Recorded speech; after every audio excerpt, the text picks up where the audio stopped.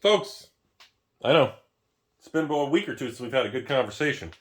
So obviously getting back on track right now, a lot of things going on. We're going to talk about kind of what's going on in the market, kind of little, whispers and news and kind of the market conditions of the collectibles and kind of where we're at right now. For long story short, for those of you who don't want to stick around, I feel like we're kind of in this purgatory right now where everybody's waiting to see what happens.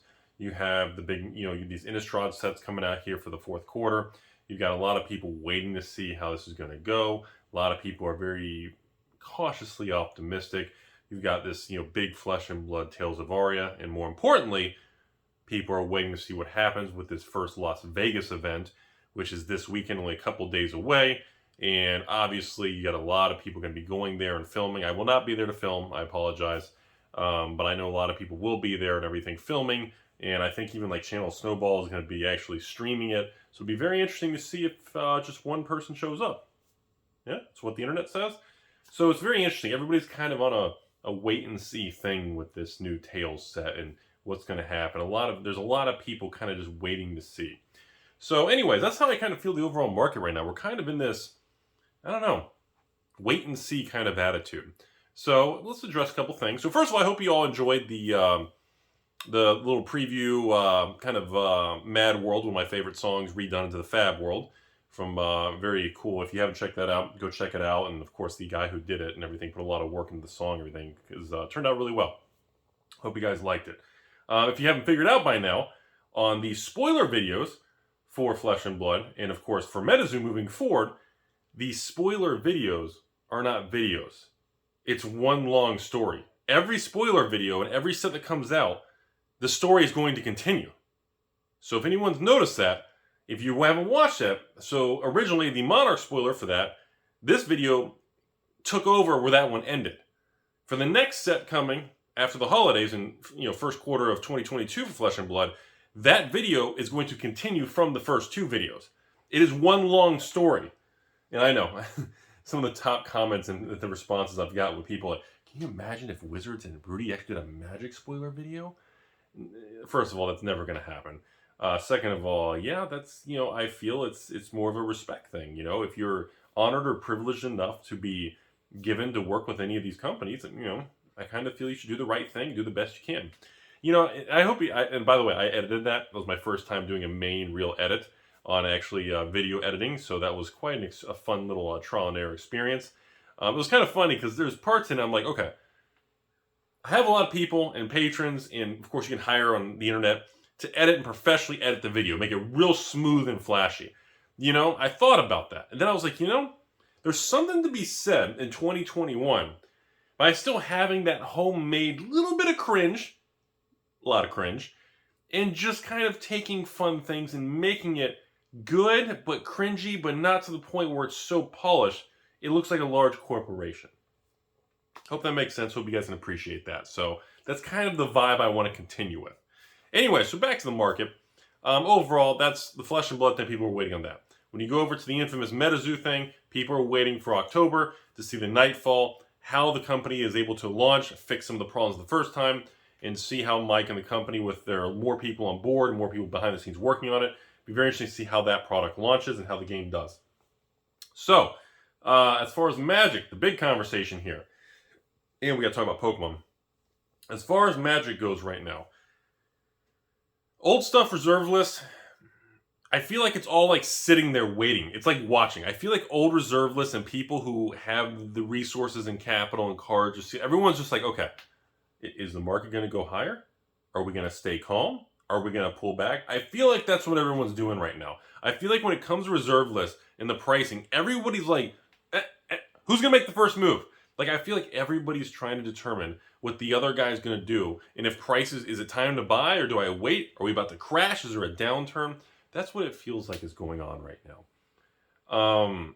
Personally, my opinion, I don't think the old Magic cards are really going to be skyrocketing or tanking in the near term. I don't see a lot of free tendies and easy money being made in the Magic world, or honestly in any collectible card game right now. Whether it's an up-and-coming MetaZoo Flesh and Blood, or if it's an original Magic Pokemon, I actually don't see free tendies and easy money anywhere. I feel, again, We're coming off our natural high. I feel we are actually still recalibrating back to normal. So to a lot of people who've only been in this in the last 12 months, it feels like crap. It feels bad. Everything sucks. And I feel like we are continuing to get back to normal. And at least in the card world and the pricing and all this stuff. So I actually feel in the near term, from now to probably the end of the year, I'm personally not expecting a crash. I mean, anything can happen. I can't predict the future. Obviously, nobody can. But in my opinion, based on where we're at, I think we see a bunch of nothing. I don't think anything skyrockets. And of course, you'll have little random buyouts and people trying to do weird stuff. I think that's normal. But I don't think we see any real market upswings. But the bigger conversation, which people never ask me, Rudy, when's this going to go up? I don't get emails and questions like that. The questions I get are, Rudy, you think the market's going to crash? It's all a bubble, right? That's what everyone's saying. Though the questions are more on the downside conversation than the upside. And on the back to this Innistrad, what I see so far is the flip cards, the Innistrad name alone. You got to remember this, folks. The Innistrad name alone does carry value. That alone is going to carry some weighting and attract people because or at least OG original Innistrad, not Shadows, is still deemed by many people to be like one of the best sets, if not the best sets, or standard, or whatever block you want to call it. Some people argue Zendikar, some people argue Lorwyn, but people argue that Innistrad is either the best or in the top couple. Everybody agrees with that. So the name's going to carry weighting. What's interesting is, I did want to bring this out, I'm noticing a little bit of wallet fatigue when it comes to the variants, the flashy things, and the collector boxes. I haven't gone public with it yet, but I'll make a little comment to you all. If I did a tremendous deployment of a lot of money, and I bought a tremendous position in the D&D collector boxes because the market is so weak on them, and like the market's like 180 plus tax on eBay. So I mean, under 200 out the door for a box of collectors in the D&D.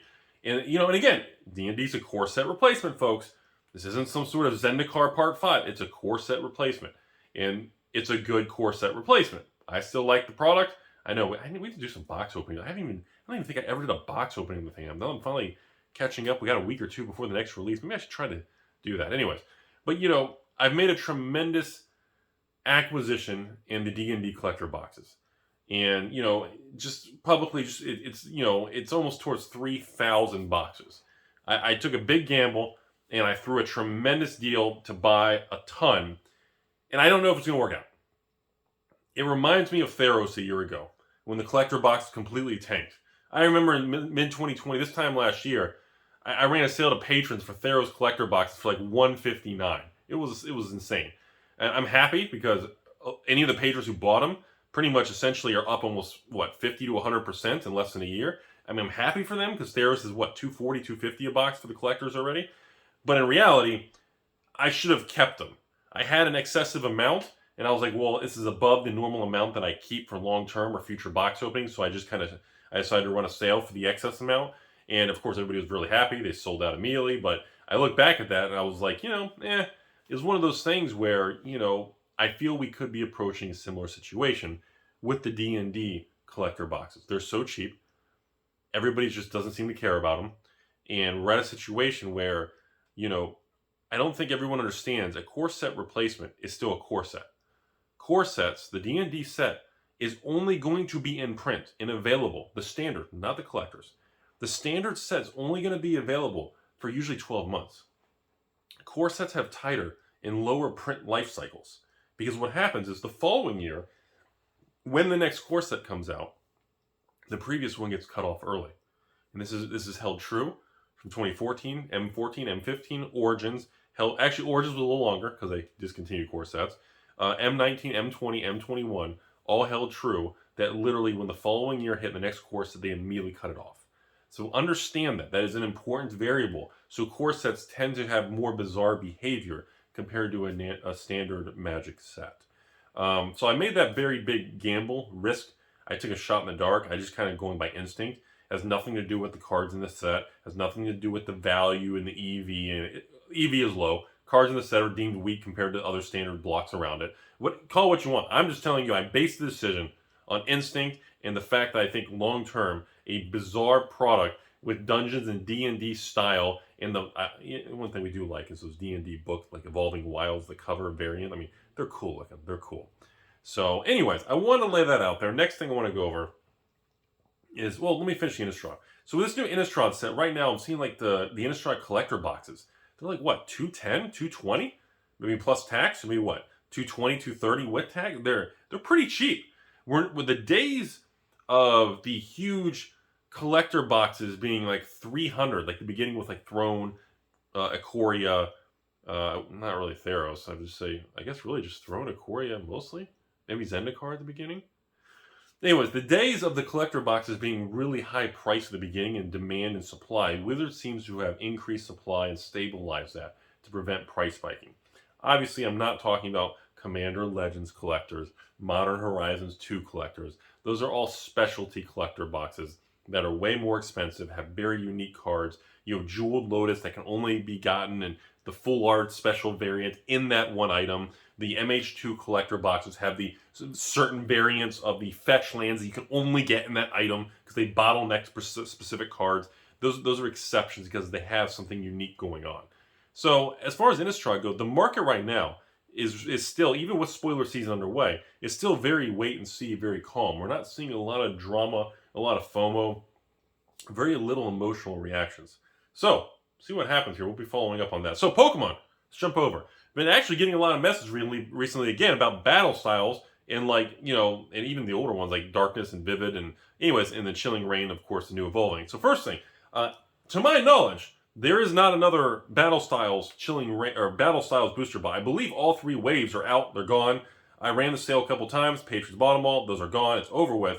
So the market dropped a lot. It stabilized. And I just want to be on record. I don't believe more Battle Styles are coming.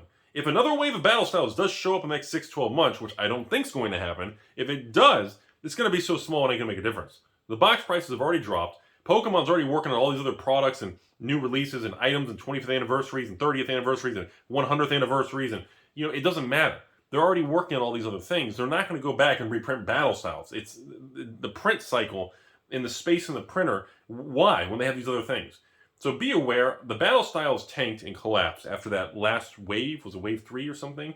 And then we had that crypto crash in May, and Battle Styles went straight off a cliff.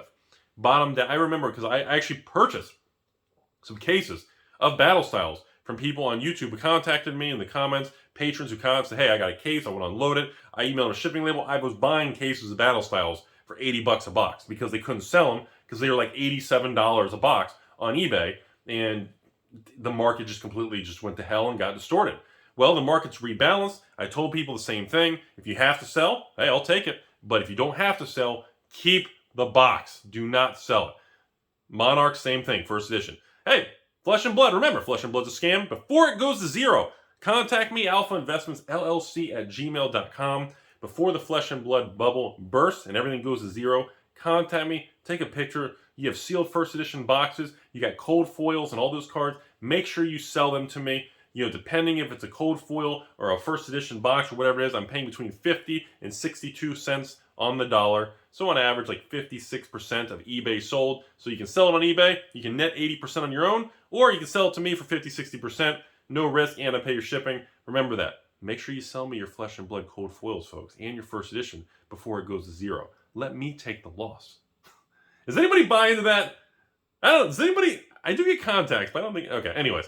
So as far as the Pokemon goes, I don't think Battle Styles is ever going to hit that low again. It's over with. It bottomed. It's on the way back up to above 100. I think that was it. People who held on, congratulations. People who dumped, sorry to hear that. People who bought the dip, congratulations. Same thing with Chilling Reign. Is there one more wave of Chilling Reign? Maybe there's one more wave of Chilling Reign. If that, maybe not.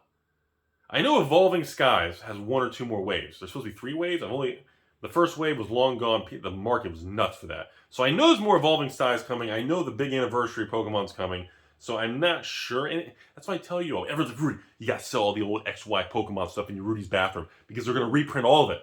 Like, what do you guys think is going on? You think Pokemon just has all these printers that just sit around and they just eat tacos and just make nachos and fajitas? And then when an order comes in, they just fire up the printer to print some boxes?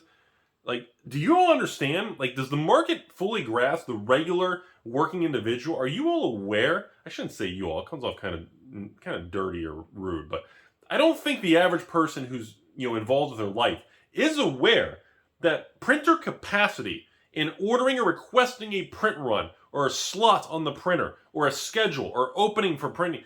I don't think people are aware. You have to book this 3, 6, 9 months in advance, and you only get so much and this and that, and you have to reserve, like you have to commit to these things and contracts in advance. I don't think people are aware.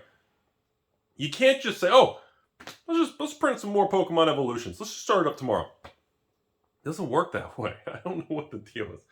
Anyway, so I just wanted to comment about the Pokemon thing. I just think, you know, everyone's so, I don't know, burnt out. A lot of people got hosed from buying a lot of graded cards and PSA 8, 9, 10 common cards of vintage things, and a lot of the prices retraced and retracted. And again, I think the market's fine. I think things are going to continue to do okay. I just think that people need to calm down because remember, folks, we're returning to normal. Things are not crashing and burning. Rudy, is it a bubble? Of course it's a bubble. Everything's in a bubble. The stock market, real estate, collectibles, Rudy's hairstyle, the drive-through prices, everything is in a bubble. Do you know why it's in a bubble? Because the government money machine go burr. As long as money machine go burr, and no matter what happens, they just they helicopter money all over your mom's face, it's never going to pop until the day that it does pop. Because you're just dumping, sloshing cash all over your stepmom. And as long as you keep printing money, you're kicking the can down the road. So people, Rudy's all in a bubble? Everything, of course it's in a bubble, man. Duh.